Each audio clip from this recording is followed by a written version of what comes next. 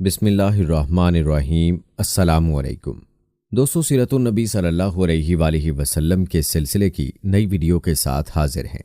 آج کے ویڈیو میں ہم بات کریں گے نبی کریم صلی اللہ علیہ وآلہ وسلم کے مختلف خطوط کی، جو آپ صلی اللہ علیہ وآلہ وسلم نے مختلف بادشاہوں کے نام ارسال فرمائے۔ خطوط کے جواب میں بادشاہوں کا رد عمل کیا تھا، مکمل تفصیل آپ کے ساتھ شیئر کریں گے، اور ان خطوط کے علاوہ آپ کو مسلمہ کذاب کے نبوت کے دعوے کے بارے میں بھی بتائیں گے، اور یہ بھی بتائیں گے کہ اس ملعون کا انجام کیسے ہوا۔ ویڈیو انتہائی اہم اور ایمان افروز ہے، لہٰذا ویڈیو کو بغیر سکپ کیے آخر تک لازمی دیکھیے گا۔ ویڈیو کا باقاعدہ آغاز کرنے سے پہلے آپ سے گزارش ہے کہ اگر آپ نے ابھی تک ہمارا چینل سبسکرائب نہیں کیا ہے تو ابھی سبسکرائب کر لیں، ساتھ میں بیل نوٹیفیکیشن کو ضرور آن کر لیجیے گا تاکہ لیٹسٹ اپلوڈ ہونے والی ویڈیوز آپ تک بر وقت پہنچتی رہیں۔ دوستو، یاد رہے کہ غزوہ تبوک نبی کریم صلی اللہ علیہ وآلہ وسلم کا آخری غزوہ تھا۔ غزوہ تبوک کے بعد سرایا بھیجے جانے کا سلسلہ جاری رہا۔ اس دوران حضرت صلی اللہ علیہ وآلہ وسلم کی خدمت میں ہر طرف سے وفد آنے لگے، یعنی لوگ وفدوں کی شکل میں آ کر اسلام قبول کرنے لگے۔ ایک روز بنی حنیفہ کا وفد آیا، اس میں مسلمہ کذاب بھی تھا۔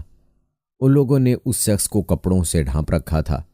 اس وقت حضرت صلی اللہ علیہ وآلہ وسلم صحابہ کرام رضوان اللہ اجمعین کے درمیان تشریف فرما تھے، اور آپ صلی اللہ علیہ وآلہ وسلم کے ہاتھ میں کھجور کی ٹہنی تھی۔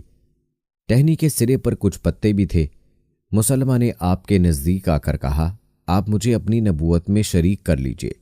حضرت صلی اللہ علیہ وآلہ وسلم نے اس کی بیہودہ بات کے جواب میں ارشاد فرمایا، اگر تو مجھ سے یہ ٹہنی بھی مانگے تو میں تجھے یہ بھی نہیں دے سکتا۔ نبی اکرم صلی اللہ علیہ وآلہ وسلم اس کی آمد سے پہلے ہی صحابہ کرام سے فرما چکے تھے کہ میں نے دیکھا کہ میرے ہاتھ میں سونے کے 2 کنگن ہیں۔ اللہ تعالیٰ نے ہی مجھے وحی کی کہ ان پر پھونک مارے۔ میں نے پھونک ماری تو دونوں کنگن اڑ گئے۔ اس سے میں نے یہ تعبیر لی کہ 2 کذاب یعنی جھوٹے نبی ظاہر ہونے والے ہیں۔ دوستو، یاد رہے کہ یہ 2 جھوٹے طلیحہ اور مسلمہ تھے۔ طلیحہ تو یمن کے شہر سنا کا رہنے والا تھا اور مسلمہ امامہ کا۔ دونوں نے حضور نبی کریم صلی اللہ علیہ وآلہ وسلم کی زندگی مبارک ہی میں نبوت کا جھوٹا دعویٰ کر دیا تھا۔ اس وقت یہی مسلمہ آیا تھا۔ واپس اپنے لوگوں میں جا کر اس نے یہ بات اڑا دی کہ محمد صلی اللہ علیہ وآلہ وسلم نے مجھے نبوت میں حصے دار بنا لیا ہے۔ پھر یہ قرآن کریم کی آیات کی نقالی میں اوٹ پٹانگ قسم کی عربی جملے بولنے لگا اور لوگوں سے کہنے لگا کہ مجھ پر یہ وحی آئی ہے۔ اپنی الٹی سیدھی کرامات دکھانے لگا، فرضی معجزات دکھانے لگا۔ اس طرح لوگ اس کے گرد جمع ہونے لگے۔ روایات میں آتا ہے کہ اس روسیاہ نے حضرت صلی اللہ علیہ وآلہ وسلم کو ایک خط بھی لکھا تھا۔ اس میں لکھا، مجھے آپ کی نبوت میں شریک کر لیا گیا ہے، ہم دونوں آدھے آدھے کے مالک ہیں، مگر قریش کے لوگ انصاف پسند نہیں ہیں۔ حضرت صلی اللہ علیہ وآلہ وسلم نے جواب میں یہ خط لکھوایا، بسم اللہ الرحمن الرحیم۔ یہ خط محمد صلی اللہ علیہ وآلہ وسلم کی طرف سے مسلمہ کذاب کے نام ہے۔ سلامتی ہو اس پر جس نے ہدایت اور سیدھے راستے کی پیروی کی۔ اما بعد، اس زمین کا مالک اللہ تعالیٰ ہے، وہ اپنے بندوں میں جسے چاہے اس کا وارث بنا دے۔ در حقیقت بہتر انجام تو اللہ سے ڈرنے والوں کا ہی ہوتا ہے۔ آپ صلی اللہ علیہ وآلہ وسلم نے یہ خط 2 قاصدوں کے ذریعے بھیجا۔ اس نے خط پڑھ کر ان دونوں سے کہا، کیا تم بھی وہی بات کہتے ہو جو انہوں نے لکھا ہے؟ جواب میں دونوں قاصدوں نے فرمایا، ہاں، ہم بھی یہی کہتے ہیں۔ اس پر اس نے کہا، اگر قاصدوں کو قتل کرنا دستور کے خلاف نہ ہوتا تو میں تمہاری گردنیں مار دیتا۔ دوستو، یاد رہے کہ اس جھوٹے کے خلاف حضرت ابو بکر صدیق رضی اللہ تعالی عنہ کے دور میں جنگ لڑی گئی۔ اس جنگ کو جنگ یمامہ کہتے ہیں۔ اس میں مسلمہ کذاب حضرت وحشی بن حرب رضی اللہ تعالی عنہ کے ہاتھوں مارا گیا تھا، اور یاد رہے حضرت وحشی رضی اللہ تعالی عنہ وہ ہیں جن کے ہاتھوں غزوہ احد میں حضرت حمزہ رضی اللہ تعالی عنہ شہید ہوئے تھے، بعد میں مسلمان ہو گئے تھے۔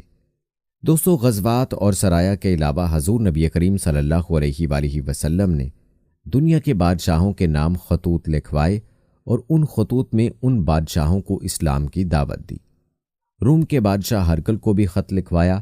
یہ خط حضرت دہیہ قلبی رضی اللہ تعالی عنہ لے کر گئے۔ روم کے بادشاہ خود کو کیسر کہلواتے تھے۔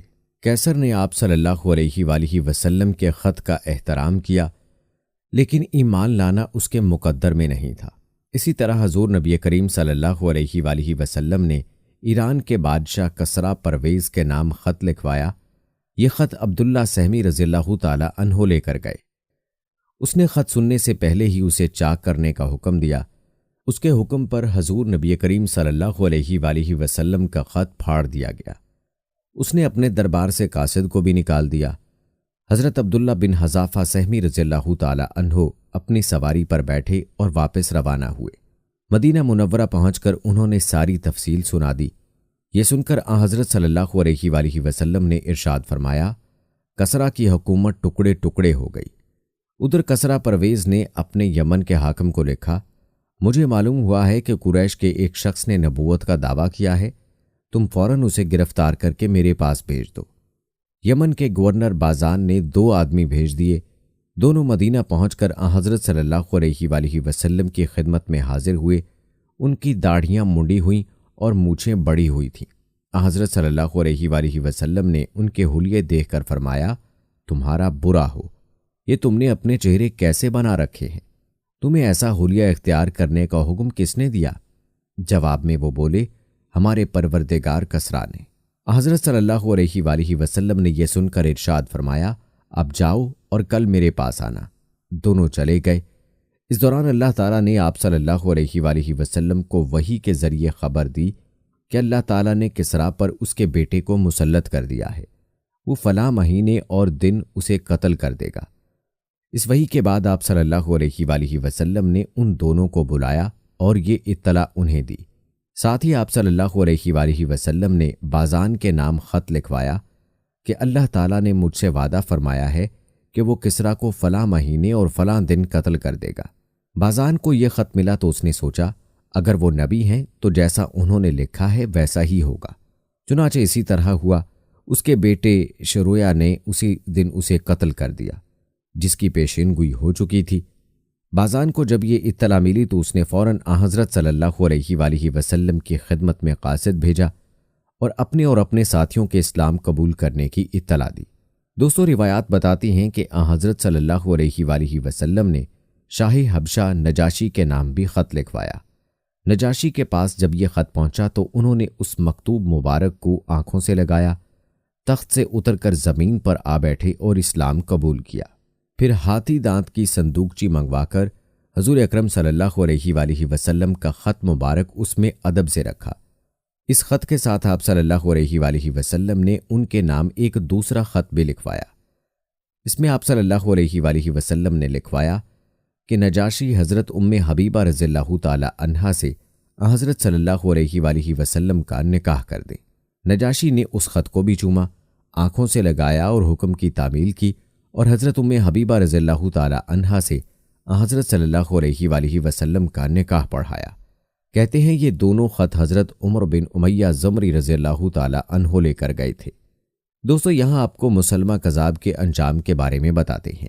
یاد رہے کہ آپ صلی اللہ علیہ وآلہ وسلم نے اس جہاں سے رحلت فرمائی تو مسلمہ کذاب نے نبوت کے دعوے میں تیزی دکھانی شروع کر دی، یہاں تک کہ 1 لاکھ سے زیادہ افراد اس پر ایمان لے آئے۔ کہا جاتا ہے کہ مسلمہ کذاب جادو اور شعبدہ بازی کا فن جانتا تھا، جس سے لوگ جلد اس کے جال میں پھنس جاتے تھے۔ 11 ہجری میں ہی حضرت ابو بکر صدیق رضی اللہ تعالی عنہ نے اس فتنے کے خاتمے کے لیے حضرت خالد بن ولید رضی اللہ تعالی عنہ کی قیادت میں لشکر ترتیب دیا۔ روایات بتاتی ہیں کہ مرتدین کی سرکوبی اور قلعہ قمع کے لیے حضرت ابو بکر رضی اللہ تعالی عنہ نے 11 لشکر تیار کیے تھے۔ مسلمہ کذاب بہت طاقت پکڑ چکا تھا۔ کہتے ہیں اس لڑائی میں 20,000 سے زیادہ لوگ مسلمہ کذاب کے مارے گئے، جبکہ مسلمان شہداء کی تعداد 1200 کے لگ بھگ تھی۔ ان شہداء میں بڑی تعداد ان صحابہ کرام رضوان اللہ اجمعین کی تھی جو کہ قرآن کے حافظ تھے۔ یہ تعداد کتنی تھی اس بارے میں آگے چل کر آپ کو بتاتے ہیں۔ کہتے ہیں اس لڑائی میں مسلمہ کذاب حدیقۃ الموت میں چھپ گیا۔ مسلمانوں کی ایک جماعت اس کے پیچھے گئی اور اس باغ میں شدید جنگ ہوئی۔